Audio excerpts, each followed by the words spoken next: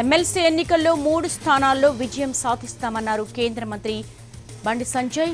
2 పార్టీల మధ్య లోపాయికారి ఒప్పందం జరిగిందన్నారు సంజయ్. కాంగ్రెస్ ఎన్నికల్లో మద్దతునిస్తున్నామని బీఆర్ఎస్ చెప్పిందని ఆరోపించారు.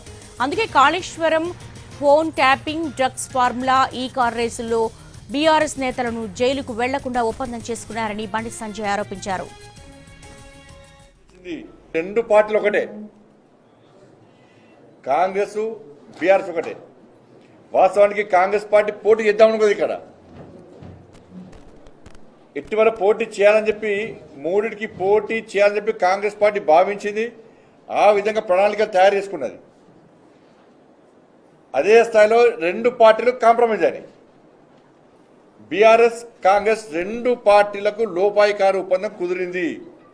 బీఆర్ఎస్ పార్టీ కాంగ్రెస్ పార్టీకి స్పష్టం చేసింది, ఎన్నికల్లో మేము మీకు మద్దతు చెప్తాం, బీజేపీని మాత్రం రానివద్దు. వీళ్ళిద్దరి మధ్య లోపాయికార ఒప్పందం ఏంటంటే జైలుకు పంపకపోవడం, కేసులు విధించకపోవడం. మీరు చూడండి, కాళేశ్వరం కేసు, కాళేశ్వరంలో కేసీఆర్ జైలు పోతాడు, హరీష్ రావు జైలు పోతాడు, వీళ్ళు జైలు పోతారు, వాళ్ళు జైలు పోతారు అని చెప్పి అనుకున్నారు. కానీ ఏమైంది, ఢిల్లీ వెండు ఎవరితో మాట్లాడు కేసు క్లోజ్. ఎందుకంటే ఎమ్మెల్సీ ఎన్నికల్లో మేము మీకు సపోర్ట్ ఇస్తాం, కేసు వద్దు, అయిపోయింది. నెక్స్ట్ ఫోన్ ట్యాపింగ్ కేసు అన్నారు.